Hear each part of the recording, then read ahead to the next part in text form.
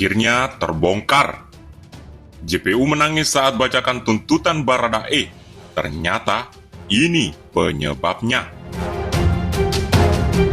Pengacara keluarga Brigadir Yosua Huta Barat yakni Kamarudin Simanjuntak merupakan salah satu pihak yang vokal dalam berbicara mengenai kasus pembunuhan yang menjadikan anak keluarga kliennya sebagai korban. Kamarudin Simanjuntak juga kerap terang-terangan membongkar hal yang tidak banyak diketahui masyarakat. Baru-baru ini, Kamarudin Simanjuntak mengungkapkan adanya robot dalam badan JPU. Usai pembacaan tuntutan untuk para terdakwa kasus pembunuhan Brigadir J, kuasa hukum Tajir Melintir itu pun mengungkap peran besar atasan para JPU. Melansir dari kanal YouTube Uya Kuya TV, Kamarudin Simanjuntak membongkar bahwa para JPU bekerja tidak lebih dari robot. Jadi artinya, saya mau katakan, mereka ini bekerja tidak lebih dari robot, ujar Kamarudin Simanjuntak. Artinya, hanya melaksanakan perintah atasan, tambahnya. Ya, siapa lagi kalau bukan Jaksa Agung, dan atau Jaksa Agung Muda Pidana Umum, Jampidum, imbuh Kamarudin. Hal itulah yang membuat munculnya respon yang berbeda-beda dari JPU saat membacakan tuntutan Richard Eliezer. Seperti yang disebut oleh Kamarudin Simanjuntak, ada yang menangis, bahkan ada yang sampai sesunggukan. Sebelumnya, Kamarudin Simanjuntak melalui kanal YouTube Uya Kuya TV membenarkan adanya gerakan bawah tanah.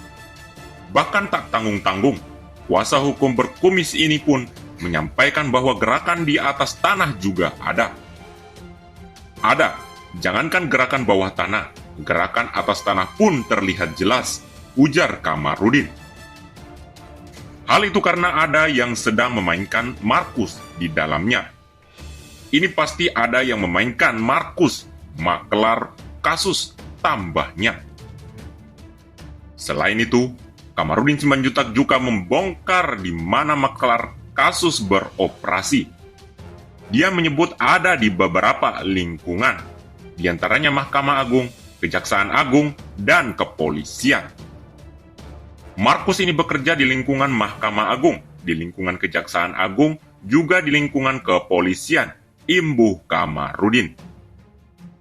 Bahkan, ia menuturkan para Markus tersebut tidak perlu mengetahui tentang pasal undang-undang yang berlaku, karena yang terpenting bagi seorang maklar kasus adalah bayaran atas jasanya itu. Dan Markus-Markus ini tidak perlu dia tahu. Pasal-pasal yang perlu dia tahu itu rupiah atau dolar tandasnya.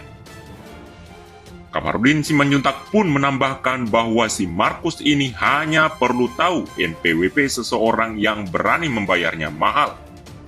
Sebagai informasi, Richard Eliezer mendapatkan tuntutan 12 tahun penjara. Sementara Putri Chandrawati, Bribka Riki Rizal, dan Kuat Ma'ruf hanya dituntut 8 tahun penjara. Sementara Ferdy Sambo mendapatkan tuntutan seumur hidup penjara. Kasus yang menewaskan Brigadir J ini selalu mendapatkan perhatian masyarakat luas.